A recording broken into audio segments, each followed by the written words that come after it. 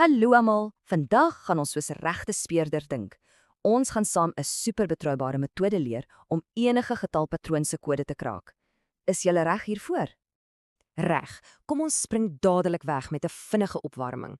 Kyk gou hier, 4, 7, 10. Wat kom volgende? Ek is seker jy het dit al dadelik raak gesien, né? Ons tel mos elke keer net 3 by. So, ja, die volgende getal is natuurlik 13. Maklik genoeg. Maar wat as ek vir jou vra wat die 100ste term is? Sjoe, nou raak dit 'n bietjie moeiliker, né? Om nou al daai getalle een vir een uit te skryf, gaan vir ewig vat. En dis presies waar die ware uitdaging en die eintlike pret begin. Kyk, om net te raai gaan ons nie ver bring nie, veral nie met die moeiliker patrone nie. Wat ons regtig nodig het, is 'n stelsel, 'n waterdigte plan wat ons elke liewe keer kan volg om by die regte antwoord uit te kom. En dis presies wat ek vandag vir julle gaan gee. Dink jy aan as jou speurder se eie gereedskap stel, dit het 4 eenvoudige stappe om enige getalpatroon mee te ontsyfer. Hier is dit, 4 stappe. Dis al.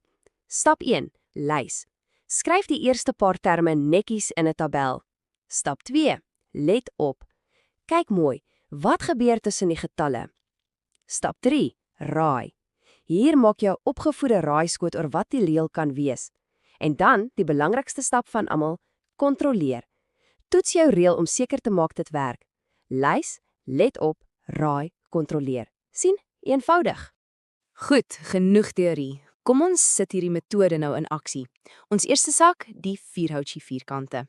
So, ons volg die stappe. Stap 1, lys. Vir 1 vierkant, 4 vierhoutjies. Vir 2, 7. Vir 3, 10. Nou, stap 2, let op. Wat is die verskil tussen 4 en 7? Dis 3. Tussen 7 en 10, ook 3. Kyk daar, ons het 'n konstante eerste verskil. Dis 'n massiewe leidraad. En daardie konstante eerste verskil, dit het 'n spesiale naam.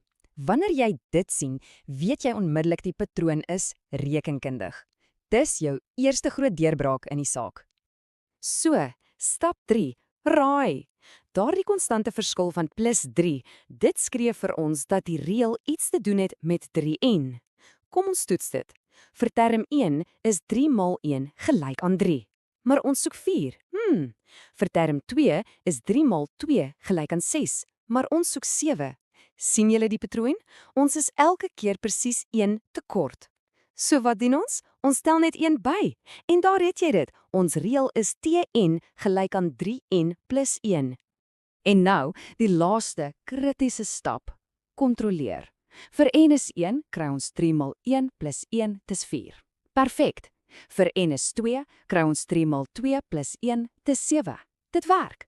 Vir n is 3, kry ons 3 maal 3 plus 1, dis 10. Absoluut. Die reël werk. Saak gesluit. Goed, dit was nou 'n redelike maklike een, né? Maar wat gebeur as die patroon besluit om ons met 'n kinkel te gooi? Kom ons kyk na geval nommer 2. Ons begin presies dieselfde. Stap 1, lys die terme. 2, 6, 12, 20. Stap 2, let op die eerste verskil. Van 2 na 6 is +4. Van 6 na 12 is +6 en van 12 na 20 is +8. Oeps, die eerste verskil is nie konstant nie. En dis nou die oomblik waar baie mense moed opgee en dink die stelsel is gebreek. Maar nee, moenie bekommerd wees nie. Ons speurderstel het 'n geheime wapen vir presies hierdie situasie. Wat ons nou doen is ons gaan net een vlak dieper. Ons gaan kyk na die verskil tussen die verskille. So, wat is die verskil tussen +4 en +6? Dis +2. En tussen +6 en +8? Ook +2. Eureka, daar is ons konstante verskil. Dit lê net op die tweede vlak. En net soos 'n konstante eerste verskil vir ons sê dis rekenkundig, sê 'n konstante tweede verskil vir ons iets anders. Dit sê vir ons die patroon is kwadraties. En dit beteken die algemene reël gaan 'n n kwadraat in hê.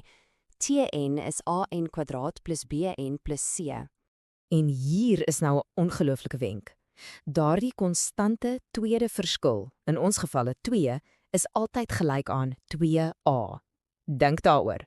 As 2a gelyk is aan 2, wat moet a dan wees? Natuurlik 1. Sommer net so het ons die eerste deel van ons reël gekry. Okay, so ons weet nou A is 1. Ons reël lyk dus so. Tn is gelyk aan n kwadraat plus bn plus c. Al wat ons nou moet doen is om die eerste twee terme te gebruik om vir b en c op te los. Met 'n bietjie algebra, soos julle hier kan sien, kry ons dat b ook 1 is en c is 0. En dit gee ons finale reël. Tn is gelyk aan n kwadraat plus n. Maar wag, ons is nog nie klaar nie. Ons moet stap 4 doen, kontroleer. Kom ons toets dit vir 'n nuwe term, sê maar n is 5. Volgens ons reël sal dit 5 kwadraat plus 5 wees. Dis 25 plus 5, wat 30 is. En ja, dit is presies wat die patroon voorspel. Dis 'n perfekte pasmaat. So, kom ons staan 'n oomblik stil. Wat het ons nou eintlik geleer? Waaroor gaan dit om soos 'n wiskundige te dink?